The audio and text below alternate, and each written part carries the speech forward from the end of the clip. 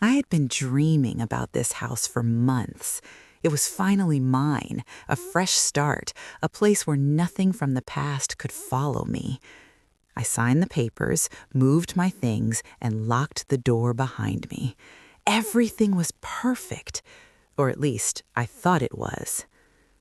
The first night, the silence was comforting at first, but around midnight, my phone rang. I didn't recognize the number. Hesitant, I answered, and a familiar voice whispered from the other side. It was the previous owner. "I forgot to tell you something. There are cameras, still active. You should see what they recorded." I laughed nervously. Surely it was a joke. Who keeps cameras running after selling a house? But curiosity got the better of me. I opened the app he mentioned and froze. My living room, my kitchen, my bedroom, all of it streamed live, and there I was, completely unaware, pacing, unpacking, even brushing my teeth. I could see every corner. Then I saw him, just for a second, a shadow behind the kitchen curtain. My stomach dropped. It wasn't supposed to be there. The more I watched, the more I realized he had left more than cameras. He had left a trail, a way to watch me, to scare me, maybe even to control me. My new home suddenly felt like a trap. I tried calling him back, but the number was gone. Panic rose, but then anger took over. He thought he could scare me, make me feel vulnerable in my own house. He underestimated me. I decided I wasn't going to be the victim. I wasn't going to run. I spent the next day studying the cameras, every angle, every blind spot, every way he could be sneaking in if he dared. I set up my own traps, not physical traps, but psychological ones. I reversed the camera feeds. Every time he tried to check on me, he would see only what I wanted him to see. Shadows, noises, flashes, enough to make him doubt his own senses. By nightfall, I was ready. I left a fake live feed on the old camera app, showing me asleep, completely unaware. Then I hid in the shadows of my own house, listening. The silence felt heavy, electric, waiting. Around midnight, I heard it. The soft creak of the floorboards, the whisper of someone moving too carefully, thinking I wouldn't notice. He walked into the room, confident, smirking, but I could see everything in reverse. I knew every step he would take. I let him follow the path I had designed.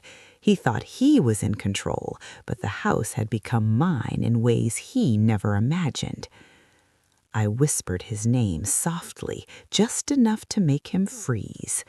The look on his face, pure fear, disbelief, was worth every second of the months I had spent planning.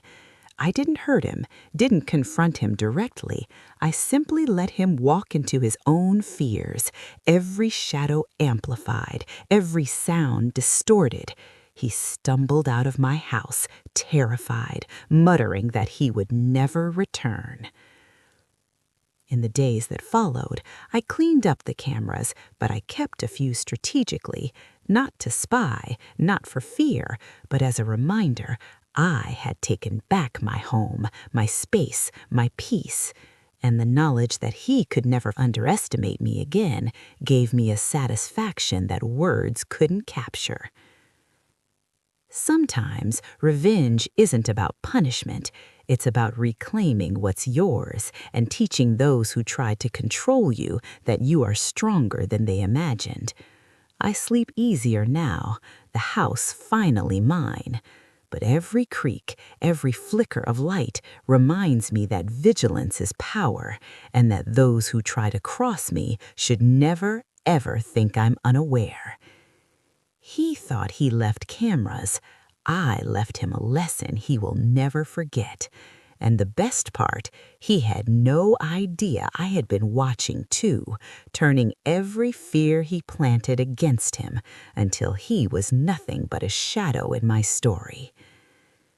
This house was supposed to be the beginning of a new chapter, and it is, but it's also the place where I learned that power doesn't always come from strength.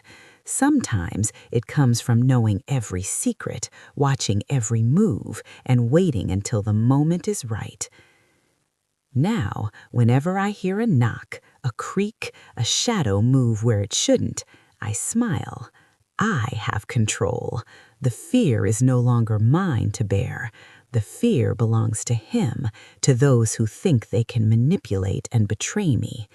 And in that silence, that tension, I feel an undeniable thrill because I turn the tables and I am the one writing the ending now. No one gets to make me feel small in my own space.